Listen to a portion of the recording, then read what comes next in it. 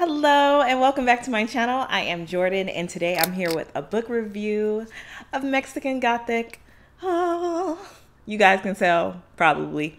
Well, let me not say. Maybe I didn't like the book. You can't tell if I liked it. Let's talk about what the book is about. Okay, so Mexican Gothic is a horror story, a Gothic horror story, as the name should probably allude to. And it has historical fiction elements, but it's definitely a horror. So this is set in the 1950s in Mexico, which let me just tell you, the author did such a good job of setting the scene for this freaking novel. Like, you are transported into time. You are in the 1950s. And, you know, the creep factor also of the house. Ooh, let me not even get to the house. Let's talk about the plot. So Noemi, that's the main character. She's a 22-year-old young socialite, kind of fashionista, you know, living her best life and just having fun. She likes to flirt with guys, go out at parties, and she gets bored easily and she moves on to the next thing. That's just her. But then quickly, you know, the book starts in a party and it quickly turns dark because she gets home and her dad's like, bro, your cousin, Catalina, she needs your help. And Catalina's Noemi's cousin who recently got married, and they haven't heard from her in a minute just because she, again, recently got married is what they thought. But she married someone no one knew anything really about, this Englishman, British guy who lives out in the boonies, and that's where she lives now.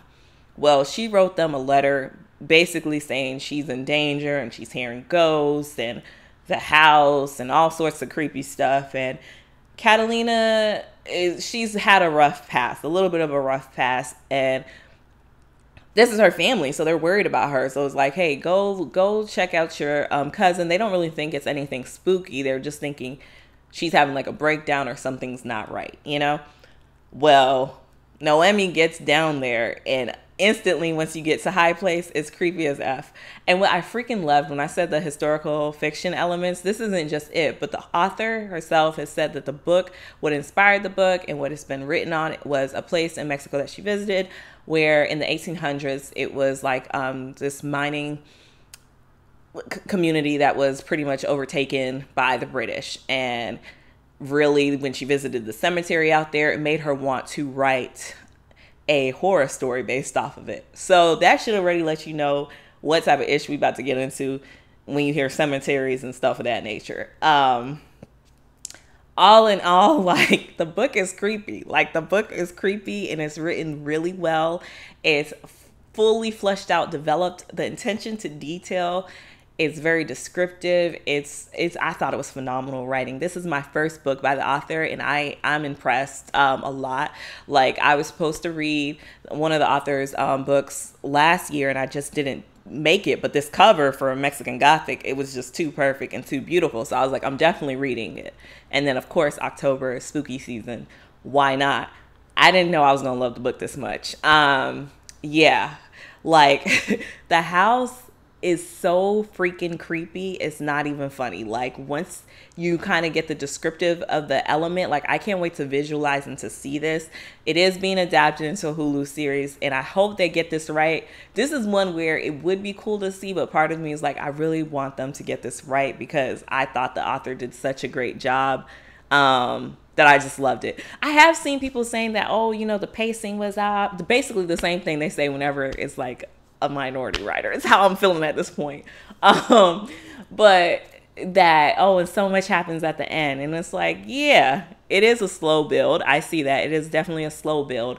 But there's creepy stuff happening throughout the novel. And it has that thriller element to it where it's like, ooh, you know? And then there's a whole bunch of ish that does happen at the end. And it's a little dramatic in the best way. I think. The only gripe that I had two things that I did not like about the book. One of them, the first one I'll talk about, is this wasn't even something I think the author should change. It was just something, it made me uncomfortable and I didn't enjoy reading it. I don't think anybody enjoys reading sexual harassment or assault. So there was the element of that. That's a trigger warning. There's a whole bunch of triggers on this, but that was the one for me that was like, I'm uncomfortable. Let me read it. Let's get through this part. Yeah, a lot. And the other thing that is actually something I didn't necessarily like is I like the ending. I feel like there's two endings. There's an ending, and then there's a part a little bit after that's still part of the ending that really felt like an afterword that we probably didn't even need to know is how I felt. Like there's like maybe like 5 pages at the end that really kind of wraps it up where I was like, I didn't really need to know what's going on there. But other than that, perfection. So I gave this 4 stars. I loved it. Again, I felt like the setting was perfect. The creep factor was perfect. The historical fiction elements that just is even added depth to the story that, you know, I didn't even expect that I was going to get out of this. And the thriller elements, fantastic, fantastic, fantastic. Mwah. I recommend. Let me know your thoughts. If you read this book, what did you think about it? And if you plan on reading it, let me know. And what y'all was reading for spooky season, let me find out. But I'll see you guys in the next one. Love and light. Bye.